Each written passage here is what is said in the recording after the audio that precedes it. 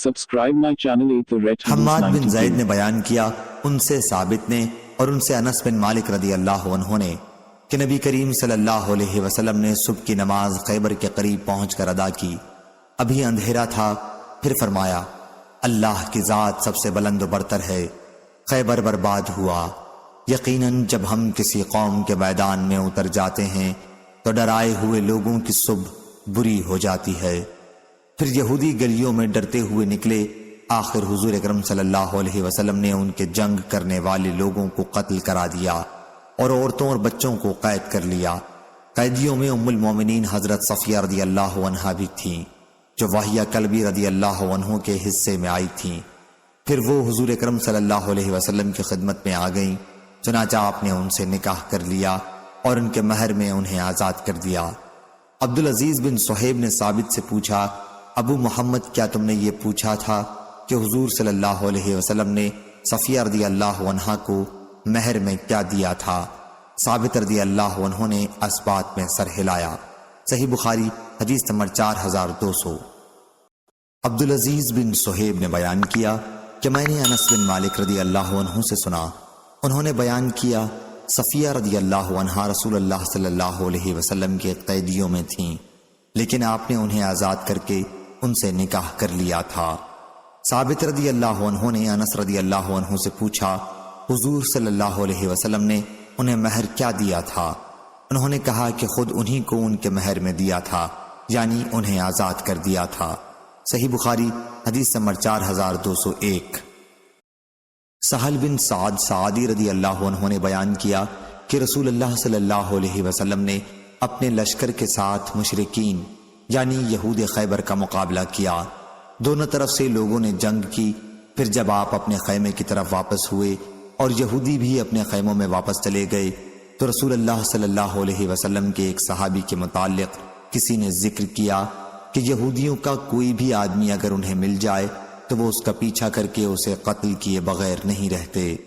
کہا گیا کہ آج فلاں شخص ہماری طرف سے جتنی بہادری اور ہمت سے لڑا ہے شاید اتنی بہادری سے کوئی بھی نہیں لڑا ہوگا، لیکن حضور صلی اللہ علیہ وسلم نے ان کے متعلق فرمایا کہ وہ اہل دوزخ میں سے ہے۔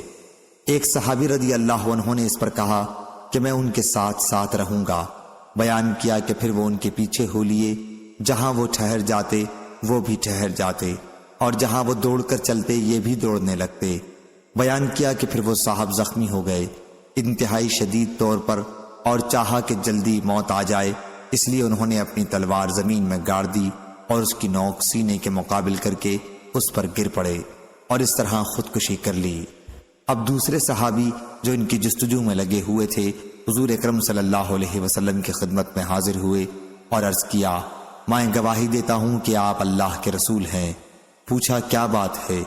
ان صحابی رضی اللہ عنہ نے عرض کیا کہ جن کے متعلق ابھی حضرت صلی اللہ علیہ وسلم نے فرمایا تھا کہ وہ اہل دوزخ میں سے ہیں، تو لوگوں پر آپ کا یہ فرمانا بڑا شاق گزرا تھا۔ میں نے ان سے کہا کہ میں تمہارے لیے ان کے پیچھے پیچھے جاتا ہوں، چنانچہ میں ان کے ساتھ ساتھ رہا۔ ایک موقع پر جب وہ شدید زخمی ہو گئے تو اس خواہش میں کہ موت جلدی آ جائے اپنی تلوار انہوں نے زمین میں گاڑ دی اور اس کی نوک کو اپنے سینے کے سامنے کر کے اس پر گر پڑے اور اس طرح انہوں نے خود اپنی جان کو ہلاک کر دیا۔ اسی موقع پر آپ نے فرمایا کہ انسان زندگی بھر جنت والوں کے عمل کرتا ہے حالانکہ وہ اہل دوزخ میں سے ہوتا ہے، اسی طرح دوسرا شخص زندگی بھر اہل دوزخ کے عمل کرتا ہے حالانکہ وہ جنتی ہوتا ہے۔ صحیح بخاری حدیث نمبر 4202۔ ابو ہریرہ رضی اللہ عنہ نے بیان کیا کہ ہم خیبر کی جنگ میں شریک تھے۔ رسول اللہ صلی اللہ علیہ وسلم نے ایک صاحب کے متعلق جو آپ کے ساتھ تھے اور خود کو مسلمان کہتے تھے فرمایا کہ یہ شخص اہل دوزخ میں سے ہے۔ پھر جب لڑائی شروع ہوئی تو وہ صاحب بڑی پامردی سے لڑے اور بہت زیادہ زخمی ہو گئے۔ ممکن تھا کہ کچھ لوگ شبے میں پڑ جاتے، لیکن ان صاحب کے لیے زخموں کی تکلیف ناقابل برداشت تھی، چنانچہ انہوں نے اپنے ترکش میں سے تیر نکالا اور اپنے سینے میں چبھو دیا۔ یہ منظر دیکھ کر مسلمان دوڑتے ہوئے حضور اکرم صلی اللہ علیہ وسلم کی خدمت میں حاضر ہوئے اور عرض کیا، یا رسول اللہ، اللہ تعالیٰ نے آپ کا فرمان سچ کر دکھایا، اس شخص نے خود اپنے سینے میں تیر چبھو کر خودکشی کر لی ہے۔ اس پر حضور صلی اللہ علیہ وسلم نے فرمایا، اے فلاں جا اور اعلان کر دے کہ جنت میں صرف مومن ہی داخل ہوں گے۔ یوں اللہ تعالیٰ اپنے دین کی مدد فاجر شخص سے بھی لے لیتا ہے۔ اس روایت کی مطابقت معمر نے زہری سے کی۔ صحیح بخاری حدیث نمبر 4203۔ سعید بن مسیب اور عبد الرحمن بن عبداللہ بن کعب نے خبر دی، ان سے حضرت ابو ہریرہ رضی اللہ عنہ نے بیان کیا کہ ہم رسول اللہ صلی اللہ علیہ وسلم کے ساتھ غزوہ خیبر میں موجود تھے، اور ابن المبارک نے بیان کیا، ان سے یونس نے، ان سے زہری نے، ان سے سعید بن مسیب رضی اللہ عنہ نے، اور ان سے نبی کریم صلی اللہ علیہ وسلم نے۔ اس روایت کی مطابق صالح نے زہری سے کی اور زبیدی نے بیان کیا، انہیں زہری نے خبر دی، انہیں عبد الرحمن بن کعب نے خبر دی، اور انہیں عبید اللہ بن کعب نے خبر دی کہ مجھے ان صحابی نے خبر دی جو رسول اللہ صلی اللہ علیہ وسلم کے ساتھ غزوہ خیبر میں موجود تھے۔ زہری نے بیان کیا اور مجھے عبید اللہ بن عبداللہ اور سعید بن مسیب رضی اللہ عنہ نے خبر دی رسول اللہ صلی اللہ علیہ وسلم سے۔ صحیح بخاری حدیث نمبر 4204۔ عبد الواحد نے بیان کیا، ان سے عاصم نے، ان سے ابو عثمان اور ان سے ابو موسیٰ اشعری رضی اللہ عنہ نے بیان کیا کہ جب رسول اللہ صلی اللہ علیہ وسلم نے خیبر پر لشکر کشی کی، یا یوں بیان کیا کہ جب رسول اللہ صلی اللہ علیہ وسلم خیبر کی طرف روانہ ہوئے تو راستے میں لوگ ایک وادی میں پہنچے اور بلند آواز کے ساتھ تکبیر کہنے لگے، اللہ اکبر اللہ اکبر، لا الہ الا اللہ، اللہ سب سے بلند و برتر ہے، اللہ سب سے بلند و برتر ہے، اللہ کے سوا کوئی معبود نہیں۔ حضور صلی اللہ علیہ وسلم نے فرمایا، اپنی جانوں پر رحم کرو، تم کسی بہرے کو یا ایسے شخص کو نہیں پکار رہے ہو جو تم سے دور ہو، جسے تم پکار رہے ہو وہ سب سے زیادہ سننے والا اور تمہارے بہت نزدیک ہے، بلکہ وہ تمہارے ساتھ ہے۔ میں حضور اکرم صلی اللہ علیہ وسلم کے سواری کے پیچھے تھا، میں نے جب لا حول ولا قوت الا باللہ کہا تو حضور صلی اللہ علیہ وسلم نے سن لیا۔ آپ نے فرمایا، عبداللہ بن قیس۔ میں نے کہا، لبیک یا رسول اللہ۔ آپ نے فرمایا، کیا میں تمہیں ایک ایسا کلمہ نہ بتا دوں جو جنت کے خزانوں میں سے ایک خزانہ ہے؟ میں نے عرض کیا، ضرور بتائیے یا رسول اللہ، میرے ماں باپ آپ پر قربان Subscribe ہوں۔ my channel حضور for صلی اللہ علیہ Red وسلم News نے فرمایا کہ وہ کلمہ یہی ہے، لا حول ولا قوت الا باللہ، یعنی گناہوں سے بچنا اور نیکی کرنا۔ یہ اسی وقت ممکن ہے جب اللہ کی مدد شامل حال ہو۔ صحیح بخاری حدیث نمبر 4205۔ یزید بن ابی عبید نے بیان کیا، کہا کہ میں نے سلمہ بن عقور رضی اللہ عنہ کی پنڈلی میں ایک زخم کا نشان دیکھ کر ان سے پوچھا، اے ابو مسلم، یہ زخم کیا ہے؟ انہوں نے بتایا کہ غزوہ خیبر میں مجھے یہ زخم لگا تھا۔ لوگ کہنے لگے کہ سلمہ زخمی ہو گیا۔ چنانچہ میں رسول اللہ صلی اللہ علیہ وسلم کی خدمت میں حاضر ہوا اور آپ نے 3 مرتبہ اس پر دم کیا۔ اس کی برکت سے آج تک مجھے اس زخم سے کوئی تکلیف نہیں ہوئی۔ صحیح بخاری حدیث نمبر 4206۔ سہل بن سعد سعدی رضی اللہ عنہ نے بیان کیا کہ ایک غزوہ خیبر میں نبی کریم صلی اللہ علیہ وسلم اور مشرکین کا مقابلہ ہوا اور خوب جم کر جنگ ہوئی۔ آخر دونوں لشکر اپنے اپنے خیموں کی طرف واپس ہوئے، اور مسلمانوں میں ایک آدمی تھا جنہیں مشرکین کی طرف کا کوئی شخص کہیں مل جاتا تو اس کا پیچھا کر کے قتل کیے بغیر وہ نہ رہتے۔ کہا گیا کہ یا رسول اللہ، جتنی بہادری سے آج فلاں شخص لڑا ہے اتنی بہادری سے تو کوئی نہ لڑا ہوگا۔ حضور صلی اللہ علیہ وسلم نے فرمایا کہ وہ اہل دوزخ میں سے ہے۔ صحابہ رضی اللہ عنہم نے کہا، اگر یہ بھی دوزخی ہے تو پھر ہم جیسے لوگ کس طرح جنت والے ہو سکتے ہیں؟ اس پر ایک صحابی بولے کہ میں ان کے پیچھے پیچھے رہوں گا۔ چنانچہ جب وہ دوڑتے یا آہستہ چلتے تو میں ان کے ساتھ ساتھ ہوتا۔ آخر وہ زخمی ہوئے اور چاہا کہ موت جلدی آ جائے، اس لیے وہ تلوار کا قبضہ زمین میں گاڑ کر اس کی نوک سینے کے مقابل کر کے اس پر گر پڑے۔ اس طرح سے اس نے خودکشی کر لی۔ اب وہ صحابی رسول اللہ صلی اللہ علیہ وسلم کی خدمت میں حاضر ہوئے اور کہا کہ میں گواہی دیتا ہوں کہ آپ اللہ کے رسول ہیں۔ آپ نے پوچھا کہ کیا بات ہے؟ انہوں نے تفصیل بتائی تو آپ نے فرمایا کہ ایک شخص بظاہر جنتیوں جیسے عمل کرتا رہتا ہے حالانکہ وہ اہل دوزخ میں سے ہوتا ہے، اسی طرح ایک دوسرا شخص بظاہر دوزخیوں کے سے عمل کرتا رہتا ہے حالانکہ وہ جنتی ہوتا ہے۔ صحیح بخاری حدیث نمبر 4207۔ ابو عمران نے بیان کیا کہ انس بن مالک رضی اللہ عنہ نے بصرہ کی مسجد میں جمعہ کے دن لوگوں کو دیکھا کہ ان کے سروں پر چادریں ہیں جن پر پھول کڑھے ہوئے ہیں۔ انہوں نے کہا کہ یہ لوگ اس وقت خیبر کے یہودیوں کی طرح معلوم ہوتے ہیں۔ صحیح بخاری حدیث نمبر 4208۔ سلمہ رضی اللہ عنہ نے بیان کیا کہ علی رضی اللہ عنہ غزوہ خیبر میں رسول اللہ صلی اللہ علیہ وسلم کے ساتھ نہ جا سکے تھے کیونکہ آشوب چشم میں مبتلا تھے۔ جب حضرت صلی اللہ علیہ وسلم جا چکے تو انہوں نے سوچا اب میں حضور اکرم صلی اللہ علیہ وسلم کے ساتھ غزوے میں بھی شریک نہ ہوں گا۔ چنانچہ وہ بھی آ گئے۔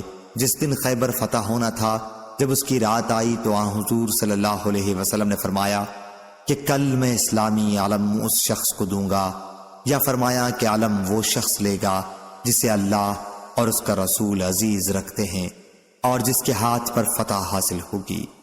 ہم سبھی اس سعادت کے امیدوار تھے، لیکن کہا گیا کہ یہ ہیں علی رضی اللہ عنہ، اور حضور صلی اللہ علیہ وسلم نے انہی کو جھنڈا دیا اور انہی کے ہاتھ پر خیبر فتح ہوا۔ صحیح بخاری حدیث نمبر 4209۔ ابو حازم نے بیان کیا، انہوں نے کہا کہ مجھے سہل بن سعد رضی اللہ عنہ نے خبر دی کہ غزوہ خیبر میں رسول اللہ صلی اللہ علیہ وسلم نے فرمایا تھا کل میں جھنڈا ایک ایسے شخص کو دوں گا جس کے ہاتھوں پر اللہ تعالیٰ فتح عطا فرمائے گا، اور جو اللہ اور اس کے رسول سے محبت رکھتا ہے اور اللہ اور اس کے رسول بھی اسے عزیز رکھتے ہیں۔ راوی نے بیان کیا کہ وہ رات سب کی اس فکر میں گزر گئی کہ دیکھیں حضور اکرم صلی اللہ علیہ وسلم علم کسے عطا فرماتے ہیں۔ صبح ہوئی تو سب خدمت نبوی صلی اللہ علیہ وسلم میں حاضر ہوئے اور اس امید کے ساتھ کہ علم انہی کو ملے گا، لیکن حضور صلی اللہ علیہ وسلم نے دریافت فرمایا علی ابن ابی طالب کہاں ہیں؟ عرض کیا گیا کہ یا رسول اللہ وہ تو آنکھوں کی تکلیف میں مبتلا ہیں۔ حضرت صلی اللہ علیہ وسلم نے فرمایا کہ انہیں بلا لاؤ۔ جب وہ لائے گئے تو حضور صلی اللہ علیہ وسلم نے اپنا تھوک ان کی آنکھوں میں لگا دیا اور ان کے لیے دعا کی۔ اس دعا کی برکت سے ان کی آنکھیں اتنی اچھی ہو گئیں جیسے پہلے کوئی بیماری ہی نہیں تھی۔ حضرت علی رضی اللہ عنہ نے علم سنبھال کر عرض کیا یا رسول اللہ میں ان سے اس وقت تک جنگ کروں گا جب تک وہ ہمارے ہی جیسے نہ ہو جائیں۔ حضور صلی اللہ علیہ وسلم نے فرمایا یوں ہی چلے جاؤ، ان کے میدان میں اتر کر پہلے انہیں اسلام کی دعوت دو اور بتاؤ کہ اللہ کا ان پر کیا حق ہے۔ خدا کی قسم اگر تمہارے ذریعے ایک شخص کو بھی ہدایت مل جائے تو یہ تمہارے لیے سرخ اونٹوں سے بہتر ہے۔ صحیح بخاری حدیث نمبر 4210۔ یعقوب بن عبد الرحمن نے بیان کیا دوسری سند، اور مجھ سے احمد نے بیان کیا، کہا ہم سے ابن وہب نے بیان کیا، کہا کہ مجھے یعقوب بن عبد الرحمن ظاہری نے خبر دی، انہیں مطلب کے مولا عمرو نے اور ان سے انس بن مالک رضی اللہ عنہ نے بیان کیا کہ ہم خیبر آئے، پھر جب اللہ تعالیٰ نے حضرت صلی اللہ علیہ وسلم کو خیبر کی فتح عنایت فرمائی تو آپ کے سامنے صفیہ بنت حی بن اخطب رضی اللہ عنہ کی خوبصورتی کا کسی نے ذکر کیا۔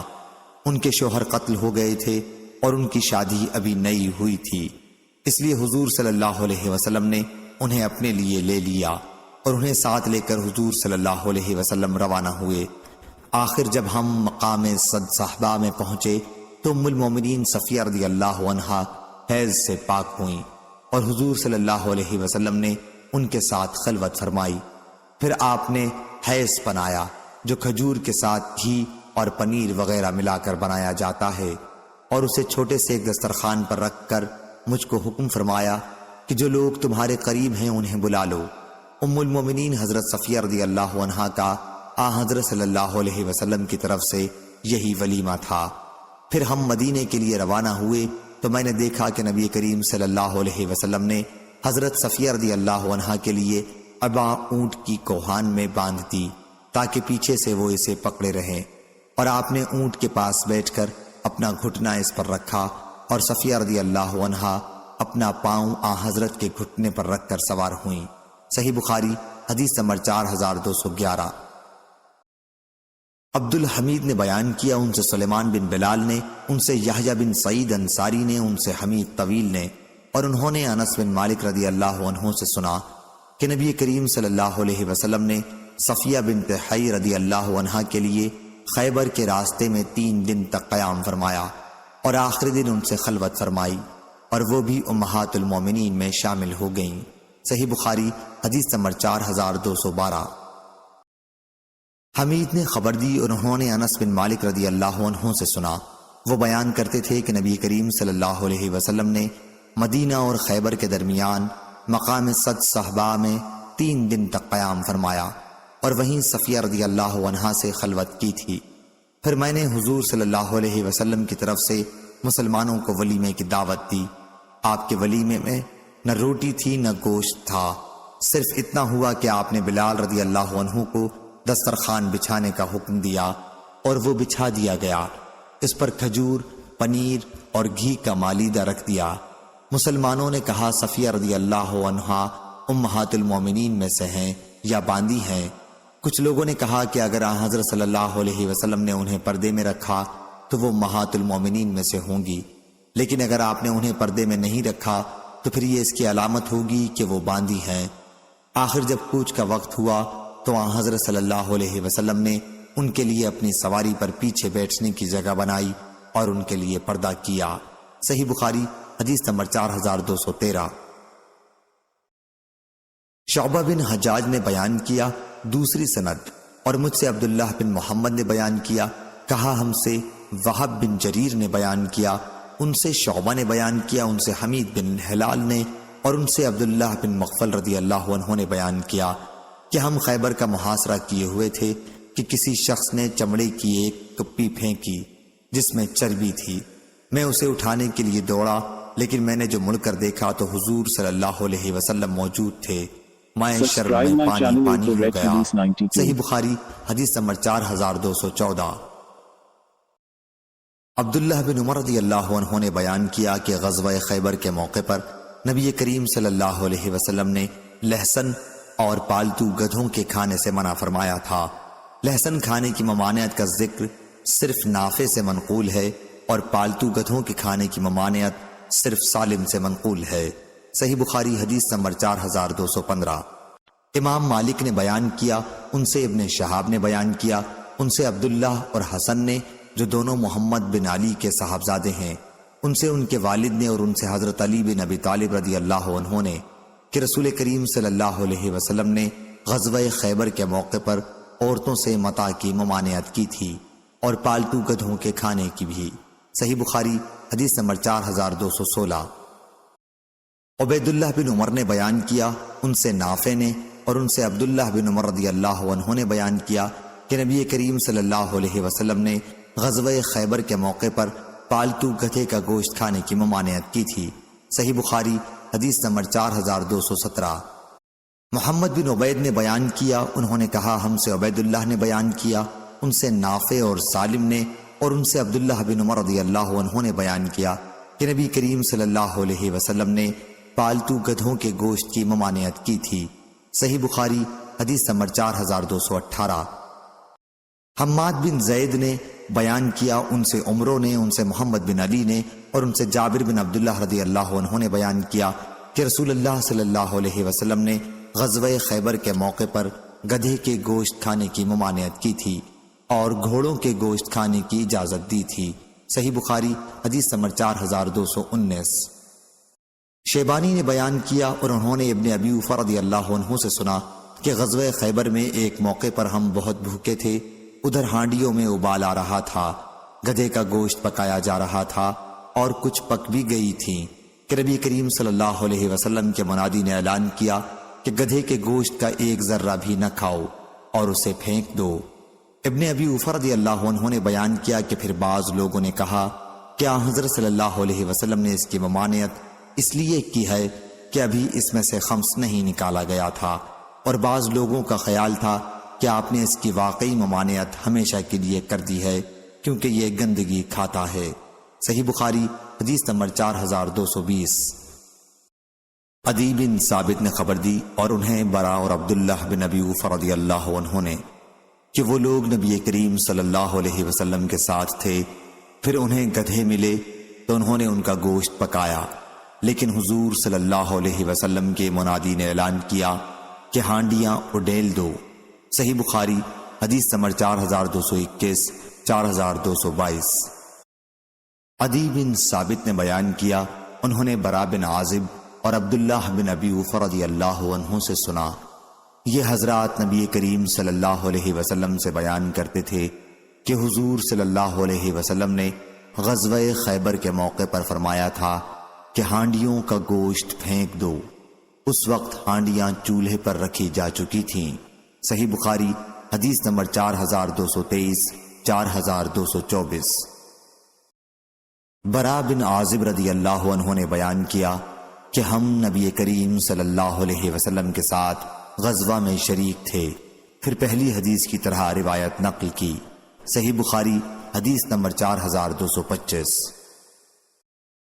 برا بن عازب رضی اللہ عنہ نے بیان کیا کہ غزوہ خیبر کے موقع پر نبی کریم صلی اللہ علیہ وسلم نے حکم دیا کہ پالتو گدھوں کا گوشت ہم پھینک دیں، کچا بھی اور پکا ہوا بھی، پھر ہمیں اس کے کھانے کا کبھی آپ نے حکم نہیں دیا۔ صحیح بخاری حدیث نمبر 4226۔ ابن عباس رضی اللہ عنہ نے بیان کیا کہ مجھے معلوم نہیں کہ آیا آن حضرت صلی اللہ علیہ وسلم نے گدھے کا گوشت کھانے سے اس لیے منع کیا تھا کہ اس سے بوجھ ڈھونے کا کام لیا جاتا ہے، اور آپ نے پسند نہیں فرمایا کہ بوجھ ڈھونے والے جانور ختم ہو جائیں، یا آپ نے صرف غزوہ خیبر کے موقع پر پالتو گدھوں کے گوشت کی ممانعت کی تھی۔ صحیح بخاری حدیث نمبر 4227۔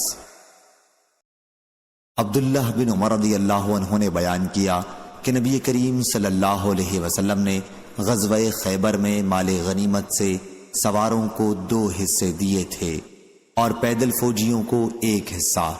اس کی تفسیر نافع نے اس طرح کی ہے کہ اگر کسی شخص کے ساتھ گھوڑا ہوتا تو اسے 3 حصے ملتے تھے، اور اگر گھوڑا نہ ہوتا تو صرف 1 حصہ ملتا تھا۔ صحیح بخاری حدیث نمبر 4228۔ جبیر بن مطعم رضی اللہ عنہ نے خبر دی کہ میں اور عثمان بن عفان رضی اللہ عنہ نبی کریم صلی اللہ علیہ وسلم کی خدمت میں حاضر ہوئے۔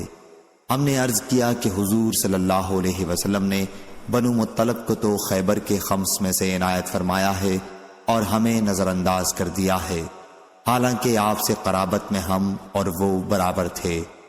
حضور صلی اللہ علیہ وسلم نے فرمایا، یقیناً بنو ہاشم اور بنو مطلب ایک ہیں۔ جبیر بن مطعم رضی اللہ عنہ نے بیان کیا کہ حضور صلی اللہ علیہ وسلم نے بنو عبد شمس اور بنو نوفل کو خمس میں سے کچھ نہیں دیا تھا۔ صحیح بخاری حدیث نمبر 4229۔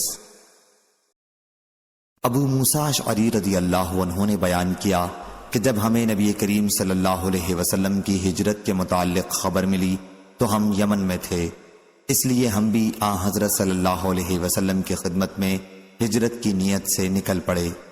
میں اور میرے 2 بھائی، میں دونوں سے چھوٹا تھا۔ میرے ایک بھائی کا نام ابو بردہ رضی اللہ عنہ تھا اور دوسرے کا نام ابو رحم۔ انہوں نے کہا کہ کچھ اوپر 50، یا انہوں نے یوں بیان کیا کہ 53 یا 52 میری قوم کے لوگ ساتھ تھے۔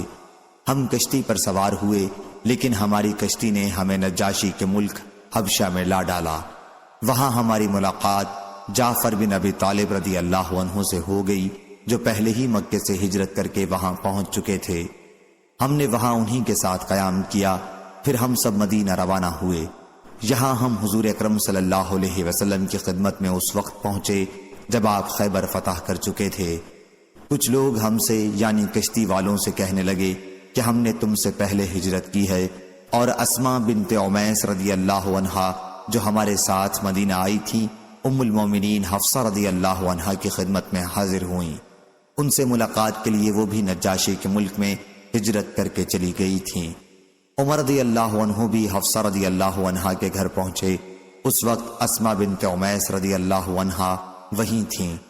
جب عمر رضی اللہ عنہ نے انہیں دیکھا تو دریافت فرمایا کہ یہ کون ہیں؟ ام المومنین رضی اللہ عنہا نے بتلایا کہ اسماء بنت عمیس۔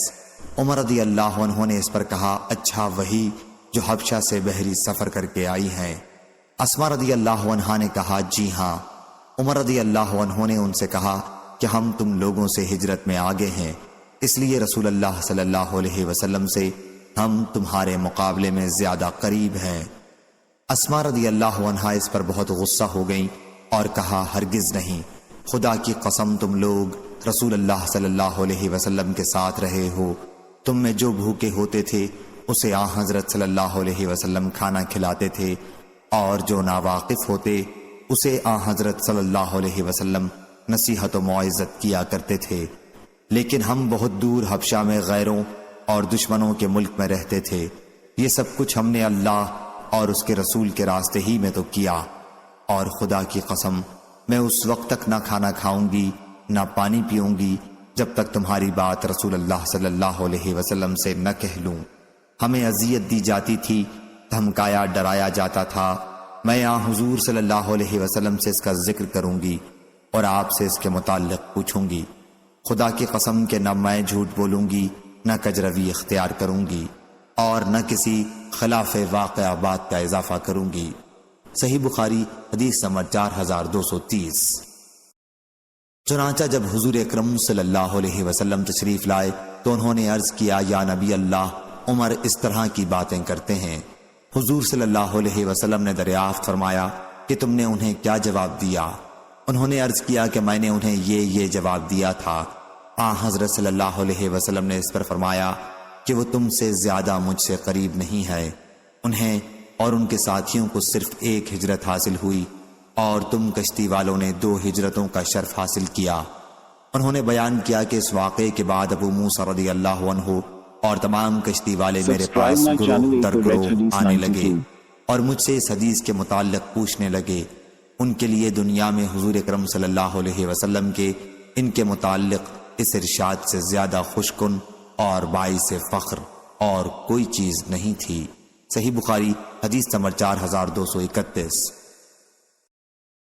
ابو بردہ رضی اللہ عنہ نے بیان کیا کہ اسما رضی اللہ عنہا نے بیان کیا کہ ابو موسیٰ رضی اللہ عنہ مجھ سے اس حدیث کو بار بار سنتے تھے۔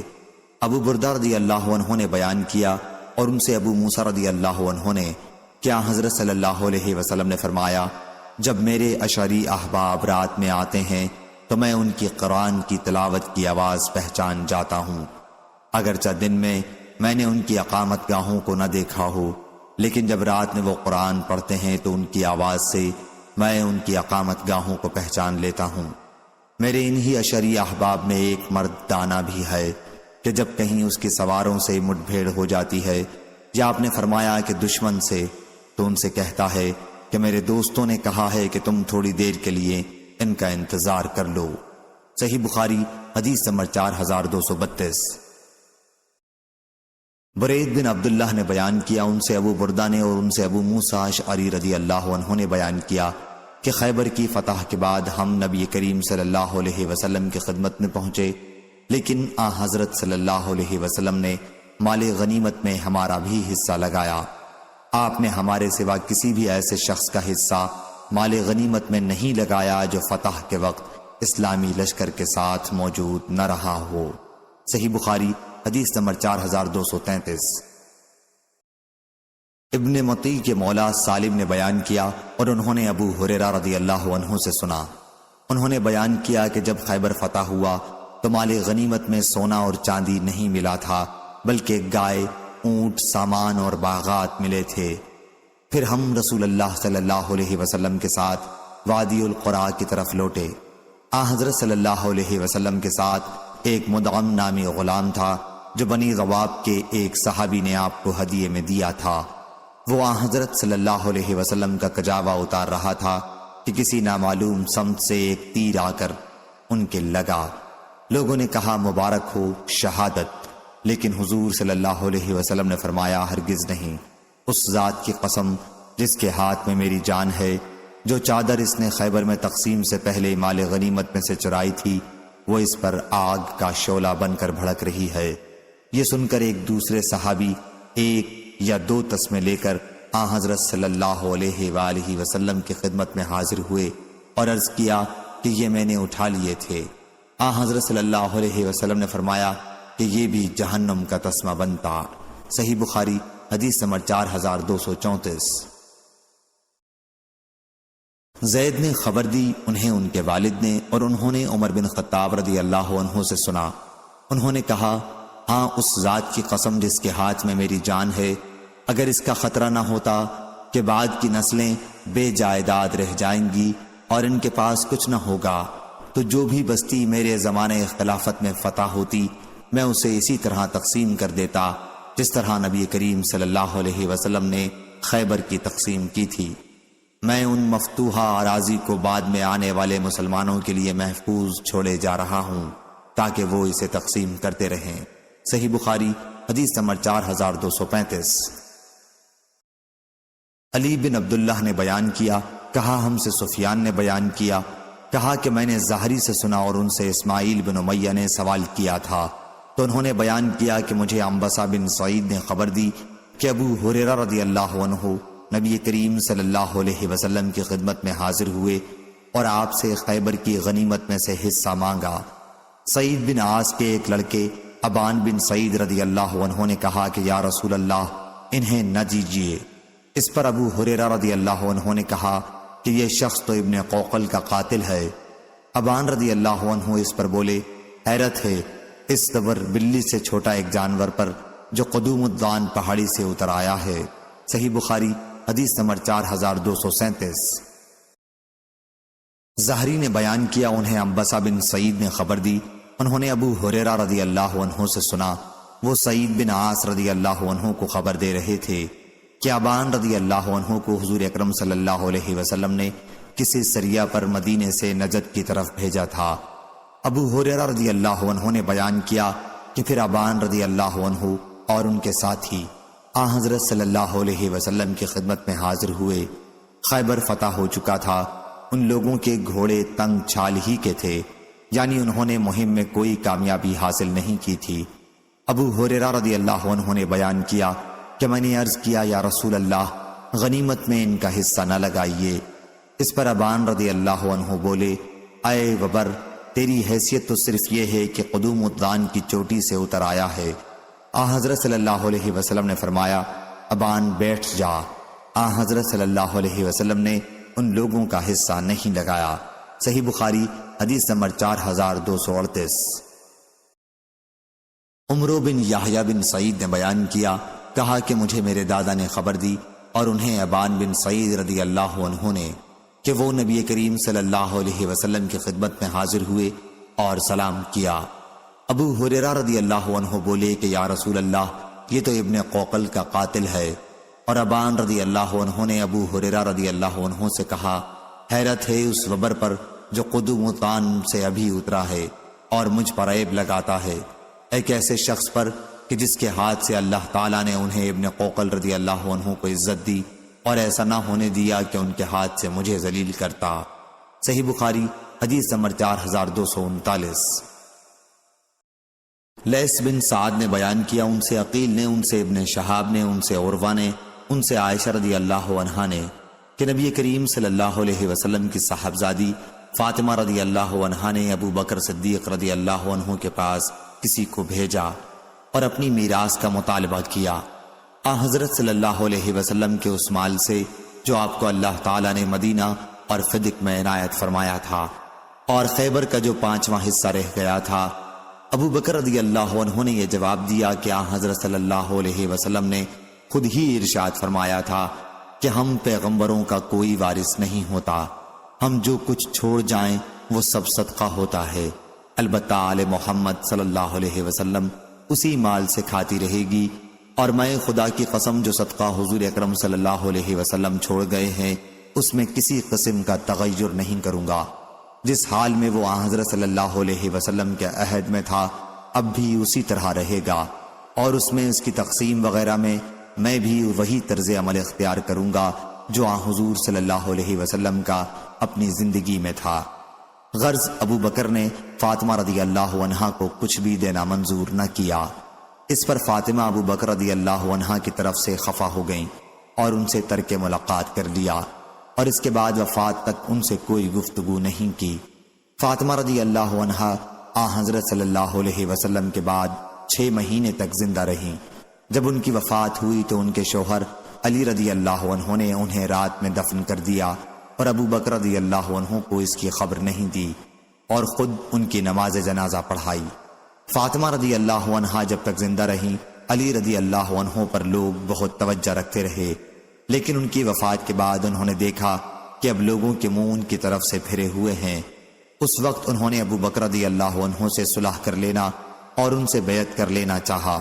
اس سے پہلے 6 ماہ تک انہوں نے ابو بکر رضی اللہ عنہ سے بیعت نہیں کی تھی۔ پھر انہوں نے ابو بکر رضی اللہ عنہ کو بلا بھیجا اور کہلا بھیجا کہ آپ صرف تنہا آئیں اور کسی کو اپنے ساتھ نہ لائیں۔ ان کو یہ منظور نہ تھا کہ عمر رضی اللہ عنہ ان کے ساتھ آئیں۔ عمر رضی اللہ عنہ نے ابو بکر رضی اللہ عنہ سے کہا کہ اللہ کی قسم آپ تنہا ان کے پاس نہ جانا۔ Subscribe my channel Abu to Bakr Red رضی اللہ Hadith عنہ نے 92۔ کہا کیوں، وہ میرے ساتھ کیا کریں گے؟ میں تو خدا کی قسم ضرور ان کے پاس جاؤں گا۔ آخر آپ علی رضی اللہ عنہ کے یہاں گئے۔ علی رضی اللہ عنہ نے خدا کو گواہ کیا۔ اس کے بعد فرمایا ہمیں آپ کے فضل و کمال اور جو کچھ اللہ تعالیٰ نے آپ کو بخشا ہے سب کا ہمیں اقرار ہے۔ جو خیر و امتیاز آپ کو اللہ تعالیٰ نے دیا تھا ہم نے اس میں کوئی ریس بھی نہیں کی، لیکن آپ نے ہمارے ساتھ زیادتی کی کہ خلافت کے معاملے میں ہم سے کوئی مشورہ نہیں لیا۔ ہم رسول اللہ صلی اللہ علیہ وسلم کے ساتھ اپنی قرابت کی وجہ سے اپنا حق سمجھتے تھے کہ آپ ہم سے مشورہ کرتے۔ ابو بکر رضی اللہ عنہ پر ان باتوں سے گریہ طاری ہو گیا، اور جب بات کرنے کے قابل ہوئے تو فرمایا اس ذات کی قسم جس کے ہاتھ میں میری جان ہے، رسول اللہ صلی اللہ علیہ وسلم کی قرابت کے ساتھ صلہ رحمی مجھے اپنی قرابت سے زیادہ عزیز ہے، لیکن میرے اور آپ لوگوں کے درمیان ان اموال کے سلسلے میں جو اختلاف ہوا ہے تو میں اس میں حق اور خیر سے نہیں ہٹا ہوں، اور اس سلسلے میں جو راستہ میں نے حضور اکرم صلی اللہ علیہ وسلم کا دیکھا خود میں نے بھی اسی کو اختیار کیا۔ علی رضی اللہ عنہ نے اس کے بعد ابو بکر رضی اللہ عنہ سے کہا کہ دوپہر کے بعد میں آپ سے بیعت کروں گا۔ چنانچہ ظہر کی نماز سے فارغ ہو کر ابو بکر رضی اللہ عنہ ممبر پر آئے اور خطبے کے بعد علی رضی اللہ عنہ کے معاملے کا اور ان کے اب تک بیعت نہ کرنے کا ذکر کیا، اور وہ عذر بھی بیان کیا جو علی رضی اللہ عنہ نے پیش کیا تھا۔ پھر علی رضی اللہ عنہ نے استغفار اور شہادت کے بعد ابو بکر رضی اللہ عنہ کا حق اور ان کی بزرگی بیان کی، اور فرمایا کہ جو کچھ انہوں نے کہا ہے اس کا باعث ابو بکر رضی اللہ عنہ سے حسد نہیں تھا، اور نہ ان کے اس فضل و کمال کا انکار مقصود تھا جو اللہ تعالیٰ نے انہیں عنایت فرمایا۔ یہ بات ضرور تھی کہ ہم اس معاملے خلافت میں اپنا حق سمجھتے تھے کہ ہم سے مشورہ لیا جاتا۔ ہمارے ساتھ یہی زیادتی ہوئی تھی جس سے ہمیں رنج پہنچا۔ مسلمان اس واقعے پر بہت خوش ہوئے اور کہا کہ آپ نے درست فرمایا۔ جب علی رضی اللہ عنہ نے اس معاملے میں یہ مناسب راستہ اختیار کر لیا تو مسلمان ان سے خوش ہو گئے اور علی رضی اللہ عنہ سے اور زیادہ محبت کرنے لگے جب دیکھا کہ انہوں نے اچھی بات اختیار کر لی ہے۔ صحیح بخاری حدیث نمبر 4240، 4241۔ عمارہ نے خبر دی، انہیں اکرمہ نے، اور ان سے ام المومنین حضرت عائشہ رضی اللہ عنہا نے بیان کیا کہ جب خیبر فتح ہوا تو ہم نے کہا کہ اب کھجوروں سے ہمارا جی بھر جائے گا۔ صحیح بخاری حدیث نمبر 4242۔ قرہ بن حبیب نے بیان کیا، کہا ہم سے عبد الرحمن بن عبداللہ ابن دینار نے بیان کیا، ان سے ان کے والد نے، اور ان سے عبداللہ بن عمر رضی اللہ عنہ نے بیان کیا کہ جب تک خیبر فتح نہیں ہوا تھا ہم تنگی میں تھے۔ صحیح بخاری حدیث نمبر 4243۔ امام مالک نے بیان کیا، ان سے عبد المجید بن سہیل نے، ان سے سعید بن مسیب نے، اور ان سے ابو سعید خدری رضی اللہ عنہ اور ابو ہریرہ رضی اللہ عنہ نے کہ نبی کریم صلی اللہ علیہ وسلم نے ایک صحابی سواد بن غزیہ رضی اللہ عنہ کو خیبر کا عامل مقرر کیا۔ وہ وہاں سے عمدہ قسم کی کھجوریں لائے تو آن حضرت صلی اللہ علیہ وسلم نے ان سے دریافت فرمایا کہ کیا خیبر کی تمام کھجوریں ایسی ہیں؟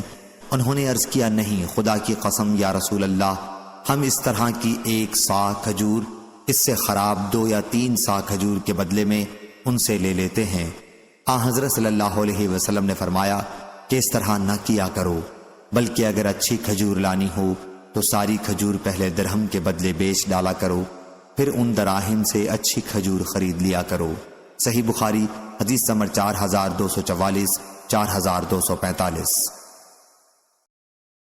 سعید نے بیان کیا اور ان سے ابو سعید اور ابو ہریرہ رضی اللہ عنہ نے بیان کیا کہ نبی کریم صلی اللہ علیہ وسلم نے انصار کے خاندان بنی عدی کے بھائی کو خیبر بھیجا اور انہیں وہاں کا عامل مقرر کیا، اور عبد المجید سے روایت ہے کہ ان سے ابو صالح سمان نے اور ان سے ابو ہریرہ رضی اللہ عنہ اور ابو سعید رضی اللہ عنہ نے اسی طرح نقل کیا ہے۔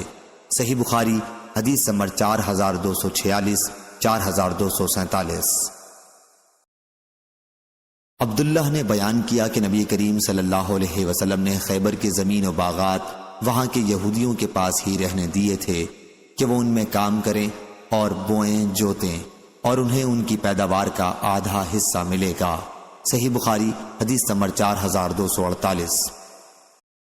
سعید نے بیان کیا ان سے ابو ہریرہ رضی اللہ عنہ نے بیان کیا کہ خیبر کی فتح کے بعد نبی کریم صلی اللہ علیہ وسلم کو ایک یہودی عورت کی طرف سے بکری کے گوشت کا ہدیہ پیش کیا گیا جس میں زہر ملا ہوا تھا۔ صحیح بخاری حدیث نمبر 4249۔ عبداللہ بن دینار نے بیان کیا اور ان سے عبداللہ بن عمر رضی اللہ عنہ نے بیان کیا کہ ایک جماعت کا امیر رسول اللہ صلی اللہ علیہ وسلم نے اسامہ بن زید کو بنایا۔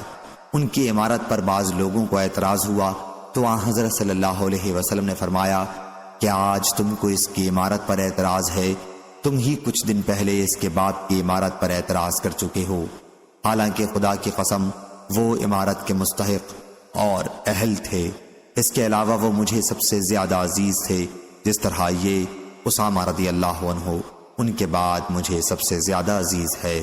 صحیح بخاری حدیث نمبر 4250۔ اسرائیل نے بیان کیا ان سے ابو اسحاق نے اور ان سے برا رضی اللہ عنہ نے بیان کیا کہ نبی کریم صلی اللہ علیہ وسلم نے ذی قعدہ میں عمرے کا احرام باندھا، مکے والے آپ کے مکے میں داخل ہونے سے مانے آئے، آخر معاہدہ اس پر ہوا کہ آئندہ سال مکے میں 3 دن آپ قیام کر سکتے ہیں۔ معاہدہ یوں لکھا جانے لگا، یہ وہ معاہدہ ہے جو محمد رسول اللہ صلی اللہ علیہ وسلم نے کیا۔ کفار قریش کہنے لگے کہ ہم یہ تسلیم نہیں کرتے، اگر ہم آپ کو اللہ کا رسول مانتے تو روکتے ہی کیوں، آپ تو بس محمد بن عبداللہ ہیں۔ حضرت نے فرمایا کہ میں اللہ کا رسول بھی ہوں اور میں محمد بن عبداللہ بھی ہوں۔ پھر علی رضی اللہ عنہ سے فرمایا کہ رسول اللہ کا لفظ مٹا دو۔ انہوں نے کہا کہ ہرگز نہیں، خدا کی قسم میں یہ لفظ کبھی نہیں مٹا سکتا۔ حضرت صلی اللہ علیہ وسلم نے وہ تحریر اپنے ہاتھ میں لے لی۔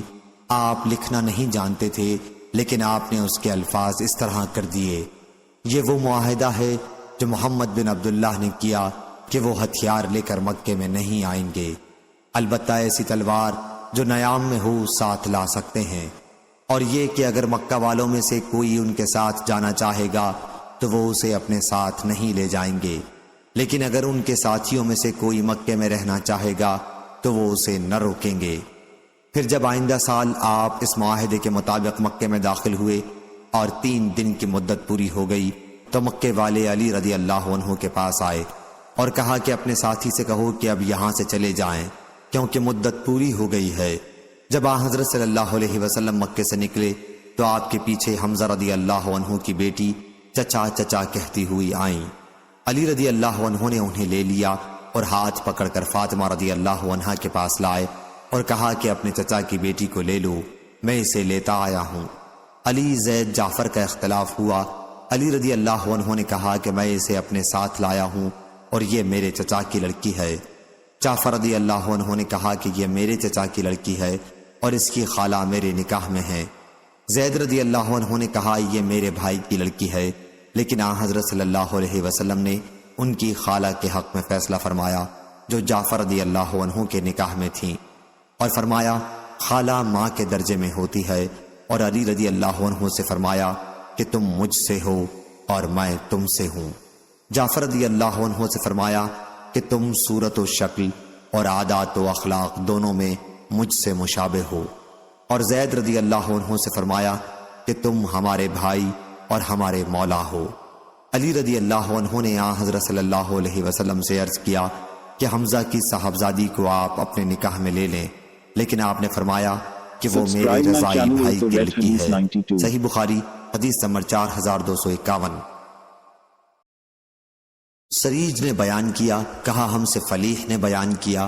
دوسری سند، مجھ سے محمد بن حسین بن ابراہیم نے بیان کیا، کہا کہ مجھ سے میرے والد نے بیان کیا، ان سے فلیح بن سلیمان نے بیان کیا، ان سے نافع نے اور ان سے ابن عمر رضی اللہ عنہ نے کہ رسول اللہ صلی اللہ علیہ وسلم عمرے کے ارادے سے نکلے، لیکن کفار قریش نے بیت اللہ پہنچنے سے آپ کو روکا۔ چنانچہ حضرت صلی اللہ علیہ وسلم نے اپنا قربانی کا جانور حدیبیہ میں ہی ذبح کر دیا اور وہیں سر بھی منڈوایا، اور ان سے معاہدہ کیا کہ آپ آئندہ سال عمرہ کر سکتے ہیں، لیکن نیام میں تلواروں کے سوا اور کوئی ہتھیار ساتھ نہیں لا سکتے، اور جتنے دنوں مکے والے چاہیں گے اس سے زیادہ آپ وہاں ٹھہر نہیں سکیں گے۔ اس لیے حضرت صلی اللہ علیہ وسلم نے آئندہ سال عمرہ کیا اور معاہدے کے مطابق مکے میں داخل ہوئے۔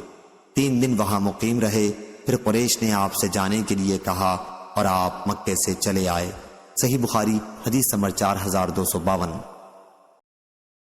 مجاہد نے بیان کیا کہ میں اور عروہ بن زبیر دونوں مسجد نبوی میں داخل ہوئے تو حضرت ابن عمر رضی اللہ عنہ حضرت عائشہ رضی اللہ عنہا کے حجرے کے نزدیک بیٹھے ہوئے تھے۔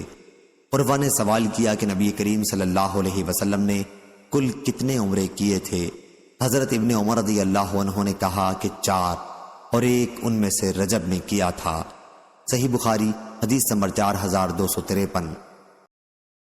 پھر ہم نے ام المومنین حضرت عائشہ رضی اللہ عنہا کے اپنے گھر میں مسواک کرنے کی آواز سنی تو عروہ نے ان سے پوچھا، اے ایمان والوں کی ماں، آپ نے سنا ہے یا نہیں؟ ابو عبد الرحمن عبداللہ بن عمر رضی اللہ عنہ کہتے ہیں کہ حضور صلی اللہ علیہ وسلم نے 4 عمرے کیے تھے۔ ام المومنین رضی اللہ عنہا نے کہا کہ حضرت صلی اللہ علیہ وسلم نے جب بھی عمرہ کیا تو عبداللہ بن عمر رضی اللہ عنہ آپ کے ساتھ تھے، لیکن آپ نے رجب میں کوئی عمرہ نہیں کیا۔ صحیح بخاری حدیث نمبر 4254۔ سفیان بن عینہ نے بیان کیا، ان سے اسماعیل بن ابی خالد نے، انہوں نے عبداللہ بن ابی اوفا رضی اللہ عنہ سے سنا، وہ بیان کرتے تھے کہ جب رسول اللہ صلی اللہ علیہ وسلم نے عمرہ کیا تو ہم آپ پر آڑ کیے ہوئے مشرکین کے لڑکوں اور مشرکین سے آپ کی حفاظت کرتے رہتے تھے تاکہ وہ آپ کو کوئی ایذا نہ دے سکیں۔ صحیح بخاری حدیث نمبر 4255۔ حماد بن زید نے بیان کیا، ان سے ایوب سختیانی نے، ان سے سعید بن جبیر نے اور ان سے حضرت عبداللہ بن عباس رضی اللہ عنہ نے کہ جب نبی کریم صلی اللہ علیہ وسلم صحابہ رضی اللہ عنہم کے ساتھ عمرے کے لیے مکہ تشریف لائے تو مشرکین نے کہا کہ تمہارے یہاں وہ لوگ آ رہے ہیں جنہیں یثرب مدینے کے بخار نے کمزور کر دیا ہے، اس لیے حضور صلی اللہ علیہ وسلم نے حکم دیا کہ طواف کے پہلے 3 چکروں میں اکڑ کر چلا جائے اور رکن یمانی اور حجر اسود کے درمیان حسب معمول چلیں۔ تمام چکروں میں اکڑ کر چلنے کا حکم آپ نے اس لیے نہیں دیا کہ کہیں یہ امت پر دشوار نہ ہو جائے، اور حماد بن سلمہ نے ایوب سے اس حدیث کو روایت کر کے یہ اضافہ کیا ہے۔ ان سے سعید بن جبیر نے اور ان سے ابن عباس رضی اللہ عنہ نے بیان کیا کہ جب حضرت صلی اللہ علیہ وسلم اس سال عمرہ کرنے آئے جس میں مشرکین نے آپ کو امن دیا تھا تو آپ نے فرمایا کہ اکڑ کر چلو تاکہ مشرکین تمہاری قوت کو دیکھیں۔ مشرکین جب لقیقان کی طرف کھڑے دیکھ رہے تھے۔ صحیح بخاری حدیث نمبر 4256۔ ابن عباس رضی اللہ عنہ نے بیان کیا کہ نبی کریم صلی اللہ علیہ وسلم نے بیت اللہ کے طواف میں رمل اور صفا و مروہ کے درمیان دوڑ مشرکین کے سامنے اپنی طاقت دکھانے کے لیے کی تھی۔ صحیح بخاری حدیث نمبر 4257۔ حضرت ابن عباس رضی اللہ عنہ نے بیان کیا کہ جب نبی کریم صلی اللہ علیہ وسلم نے ام المومنین میمونہ رضی اللہ عنہا سے نکاح کیا تو آپ محرم تھے، اور جب ان سے خلوت کی تو آپ احرام کھول چکے تھے۔ میمونہ رضی اللہ عنہا کا انتقال بھی اسی مقام صرف میں ہوا۔ صحیح بخاری حدیث نمبر 4258۔ امام بخاری رحمہ اللہ نے اور ابن اسحاق نے اپنی روایت میں یہ اضافہ کیا ہے کہ مجھ سے ابن ابی نجیح اور ابان بن صالح نے بیان کیا، ان سے عطا اور مجاہد نے اور ان سے ابن عباس رضی اللہ عنہ نے بیان کیا کہ نبی کریم صلی اللہ علیہ وسلم نے حضرت میمونہ رضی اللہ عنہا سے عمرہ قضا میں نکاح کیا تھا۔ صحیح بخاری حدیث نمبر 4259۔ عقیل بن خالد نے بیان کیا، ان سے ابن شہاب نے کہا کہ مجھے عبید اللہ بن عبداللہ بن عتبہ نے خبر دی اور انہیں ابن عباس رضی اللہ عنہ نے خبر دی کہ نبی کریم صلی اللہ علیہ وسلم نے غزوہ فتح مکہ رمضان میں کیا تھا۔ ظاہری نے ابن سعد سے بیان کیا کہ میں نے سعید بن مسیب سے سنا کہ وہ بھی اسی طرح بیان کرتے تھے۔ ظاہری نے عبید اللہ سے روایت کیا، ان سے ابن عباس رضی اللہ عنہ نے بیان کیا کہ غزوہ فتح کے سفر میں جاتے ہوئے رسول اللہ صلی اللہ علیہ وسلم روزے سے تھے، لیکن جب آپ مقام قدید پر پہنچے جو قدید اور عصفان کے درمیان ایک چشمہ ہے تو آپ نے روزہ توڑ دیا۔ اس کے بعد حضرت صلی اللہ علیہ وسلم نے روزہ نہیں رکھا یہاں تک کہ رمضان کا مہینہ ختم ہو گیا۔ صحیح بخاری حدیث نمبر 4275۔ ظاہری نے خبر دی، انہیں عبید اللہ بن عبداللہ نے اور انہیں عبداللہ بن عباس رضی اللہ عنہ نے کہ نبی کریم صلی اللہ علیہ وسلم فتح مکہ کے لیے مدینہ سے روانہ ہوئے۔ آپ کے ساتھ 10 یا 12 ہزار کا لشکر تھا۔ اس وقت آپ کو مدینہ میں تشریف لا کر 8.5 سال پورے ہونے والے تھے۔ چنانچہ حضرت صلی اللہ علیہ وسلم اور آپ کے ساتھ جو مسلمان تھے مکے کے لیے روانہ ہوئے۔ حضور صلی اللہ علیہ وسلم بھی روزے سے تھے اور تمام مسلمان بھی، لیکن جب آپ مقام قدید پر پہنچے جو قدید اور عصفان کے درمیان ایک چشمہ ہے تو آپ نے روزہ توڑ دیا اور آپ کے ساتھ مسلمانوں نے بھی روزہ توڑ دیا۔ ظاہری نے کہا کہ حضرت صلی اللہ علیہ وسلم کے سب سے آخری عمل پر ہی عمل کیا جائے گا۔ صحیح بخاری حدیث نمبر 4276۔ عبد الاعلی نے بیان کیا، ان سے خالد نے بیان کیا، ان سے اکرمہ نے اور ان سے حضرت ابن عباس رضی اللہ عنہ نے کہ نبی کریم صلی اللہ علیہ وسلم رمضان میں حنین کی طرف تشریف لے گئے۔ مسلمانوں میں بعض حضرات تو روزے سے تھے اور بعض نے روزہ نہیں رکھا تھا، لیکن جب حضور صلی اللہ علیہ وسلم اپنی سواری پر پوری طرح بیٹھ گئے تو آپ نے برتن میں دودھ یا پانی طلب فرمایا اور اسے اپنی اونٹنی پر یا اپنی ہتھیلی پر رکھا اور پھر پی لیا۔ پھر آپ نے لوگوں کو دیکھا جن لوگوں نے پہلے سے روزہ نہیں رکھا تھا، انہوں نے روزہ داروں سے کہا کہ اب روزہ توڑ لو۔ صحیح بخاری حدیث نمبر 4277۔ عبد الرزاق نے کہا ہم کو معمر نے خبر دی، انہیں ایوب نے، انہیں اکرمہ نے اور انہیں حضرت ابن عباس رضی اللہ عنہ نے نبی کریم صلی اللہ علیہ وسلم سے نقل کیا، اور حماد بن زید نے ایوب سے روایت کیا، انہوں نے اکرمہ سے، انہوں نے حضرت عبداللہ بن عباس رضی اللہ عنہ سے اور انہوں نے نبی کریم صلی اللہ علیہ وسلم سے نقل کیا۔ صحیح بخاری حدیث نمبر 4278۔ ابن عباس رضی اللہ عنہ نے بیان کیا کہ رسول اللہ صلی اللہ علیہ وسلم نے رمضان میں فتح مکہ کا سفر شروع کیا۔ آپ روزے سے تھے، جب مقام عصفان پر پہنچے تو پانی طلب فرمایا۔ دن کا وقت تھا اور آپ نے وہ پانی پیا تاکہ لوگوں کو دکھلا سکیں۔ پھر آپ نے روزہ نہیں رکھا اور مکے میں داخل ہوئے۔ بیان کیا کہ ابن عباس رضی اللہ عنہ کہا کرتے تھے کہ نبی کریم صلی اللہ علیہ وسلم نے سفر میں بعض اوقات روزہ بھی رکھا تھا اور بعض اوقات روزہ نہیں بھی رکھا، اس لیے سفر میں جس کا جی چاہے روزہ رکھے اور جس کا جی چاہے نہ رکھے۔ مسافر کے لیے روزہ نہ رکھنے کی اجازت ہے۔ روایت میں فتح مکہ کے لیے سفر کرنے کا ذکر ہے، یہی باب سے مطابقت ہے۔ صحیح بخاری حدیث نمبر 4279۔ ابو اسامہ نے بیان کیا، ان سے ہشام بن عروہ نے، ان سے ان کے والد نے بیان کیا کہ جب رسول اللہ صلی اللہ علیہ وسلم فتح مکہ کے لیے روانہ ہوئے تو قریش کو اس کی خبر مل گئی تھی۔ چنانچہ ابو سفیان بن حرب، حکیم بن حزام اور بدیل بن ورقہ نبی کریم صلی اللہ علیہ وسلم کے بارے میں معلومات کے لیے مکہ سے نکلے۔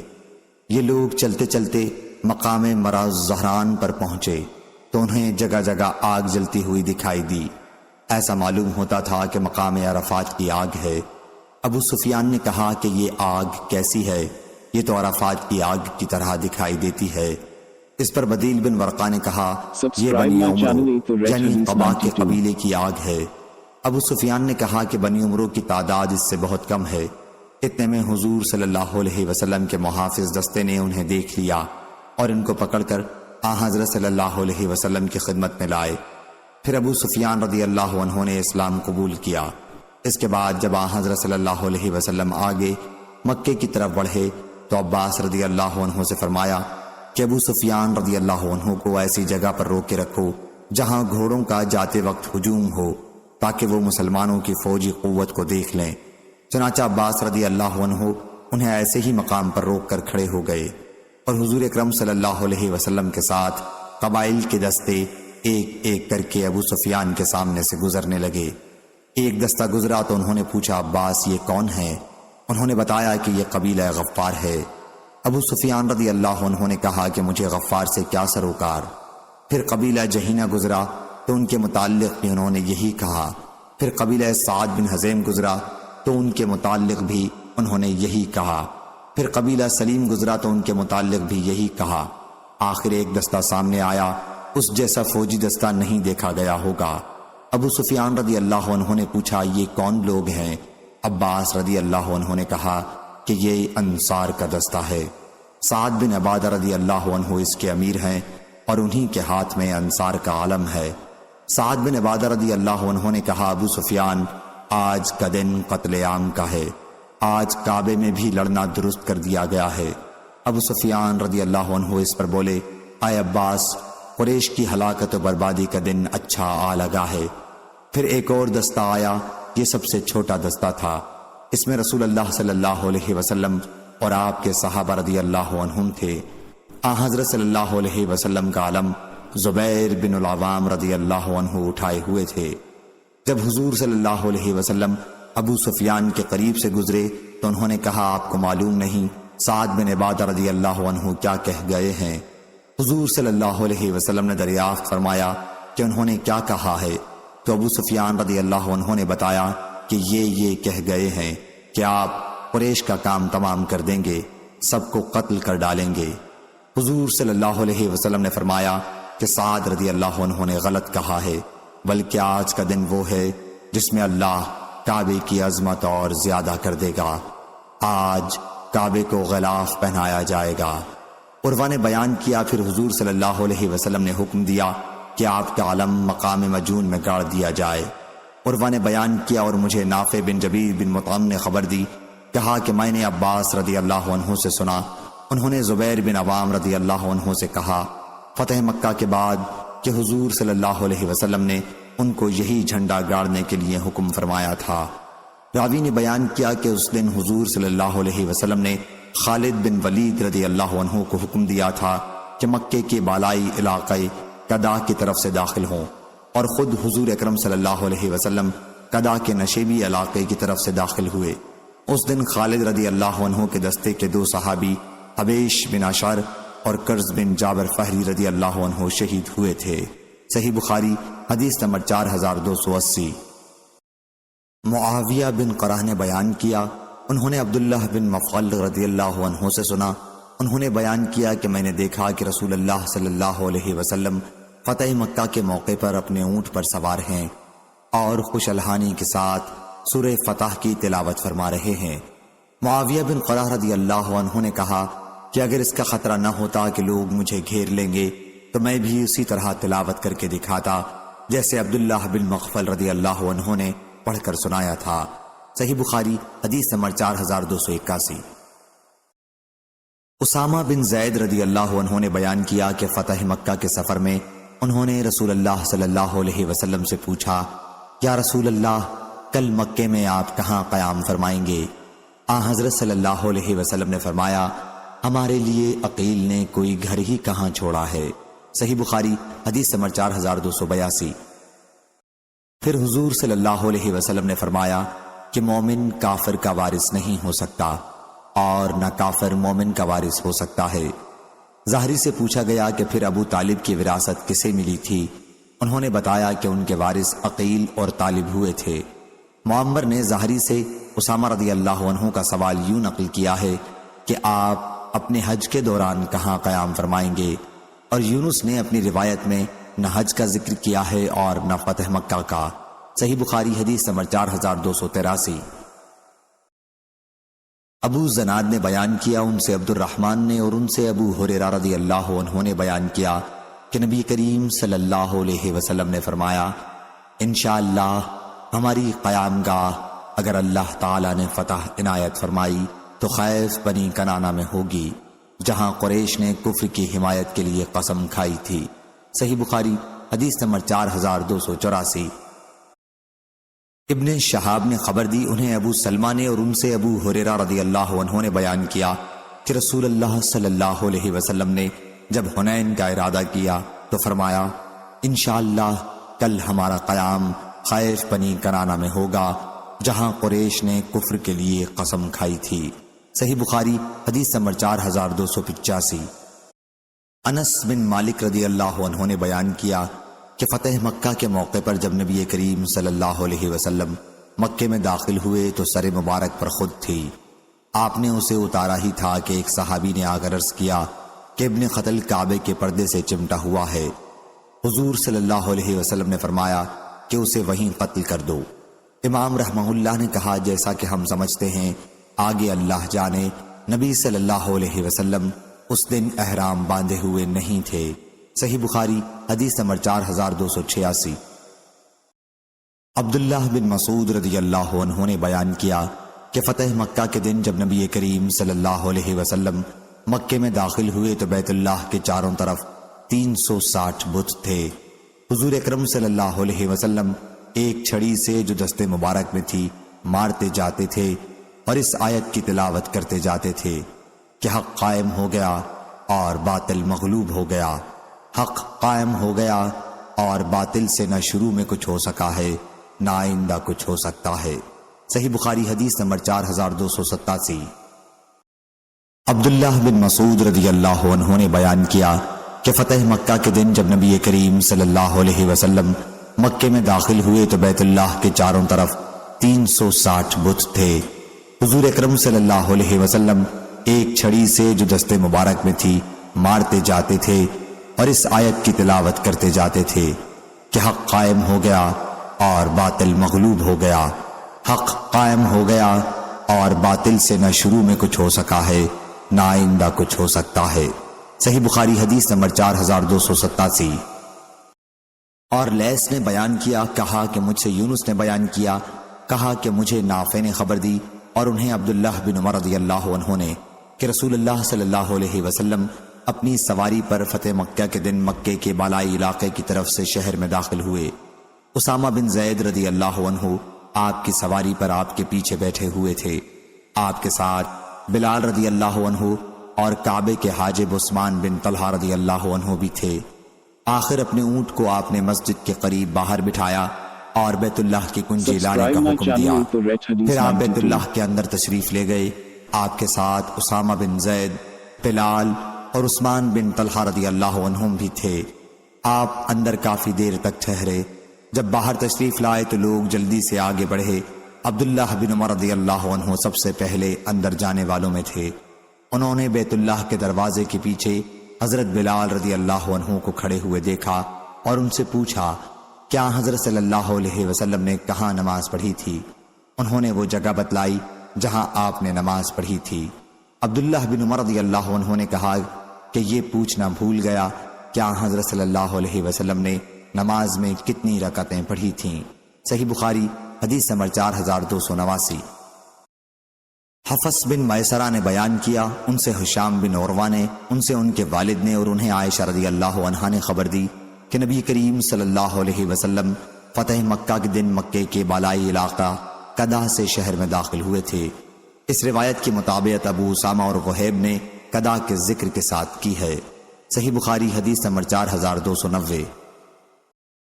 عبید بن اسماعیل نے بیان کیا، کہا ہم سے ابو اسامہ نے بیان کیا، ان سے ہشام نے اور ان سے ان کے والد نے کہ نبی کریم صلی اللہ علیہ وسلم فتح مکہ کے دن مکے کے بالائی علاقہ قدح کی طرف سے داخل ہوئے تھے۔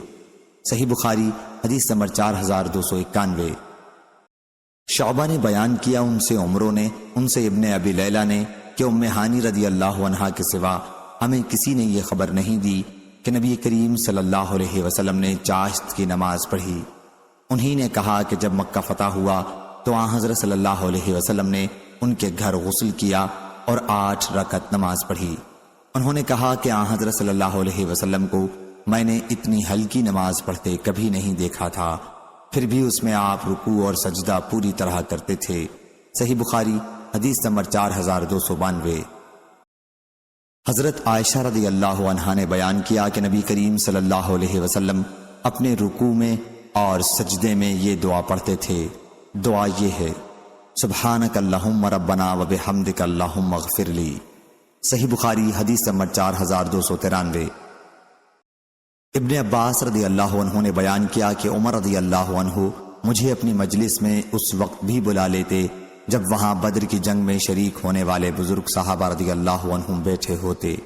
اس پر بعض لوگ کہنے لگے، اس جوان کو آپ ہماری مجلس میں کیوں بلاتے ہیں؟ اس کے جیسے تو ہمارے بچے بھی ہیں۔ اس پر عمر رضی اللہ عنہ نے کہا، وہ تو ان لوگوں میں سے ہے جن کا علم و فضل تم جانتے ہو۔ انہوں نے بیان کیا کہ پھر ان بزرگ صحابیوں کو ایک دن عمر رضی اللہ عنہ نے بلایا اور مجھے بھی بلایا۔ بیان کیا کہ میں سمجھتا تھا کہ مجھے اس دن آپ نے اس لیے بلایا تھا تاکہ آپ میرا علم بتا سکیں۔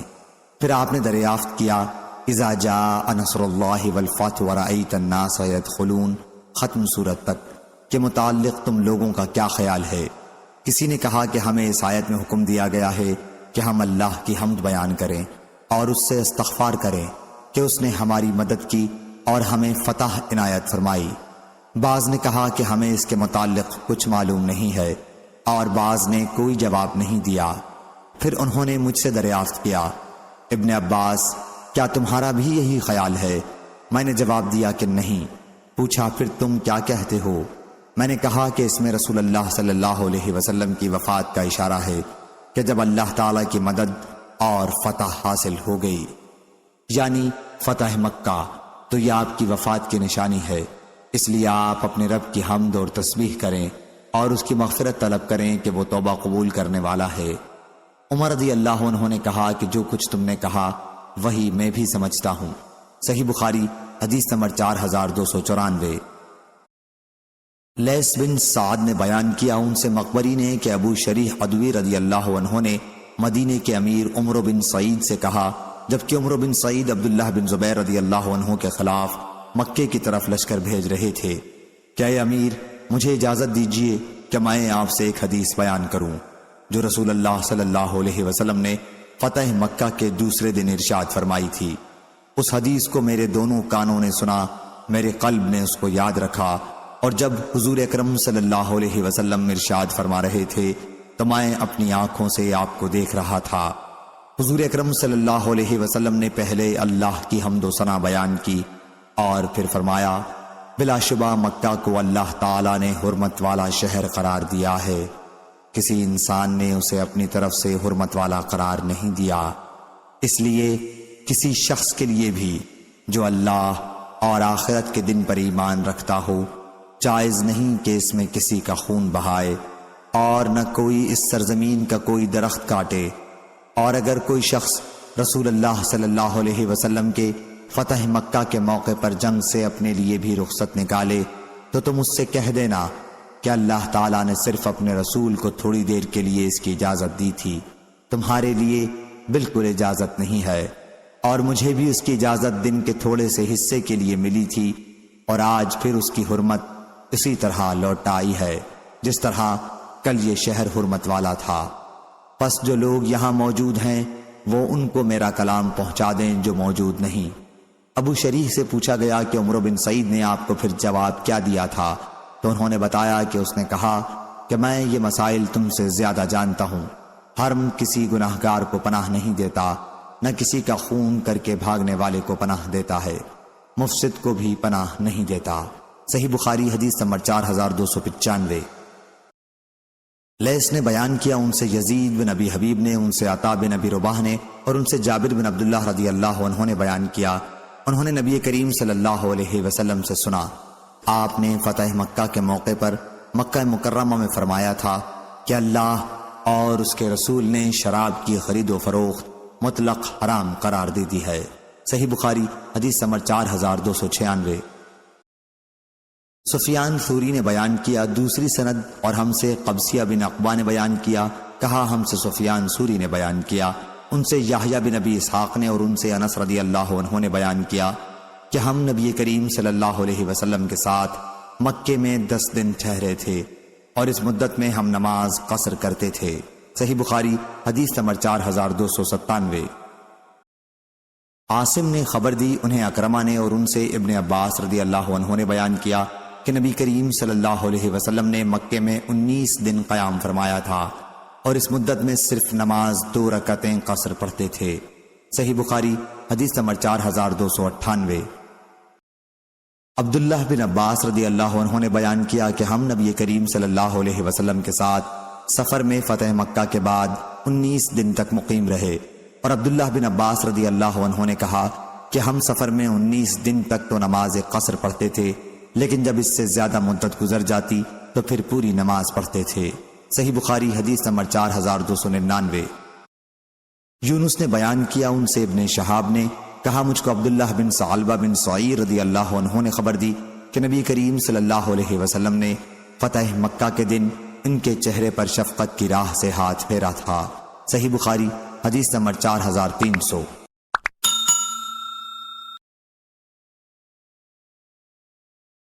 Hello friends, subscribe my channel. Subscribe my channel Hotties 92. Hello friends, subscribe my channel. Subscribe my channel 8 The Red Hadith 90.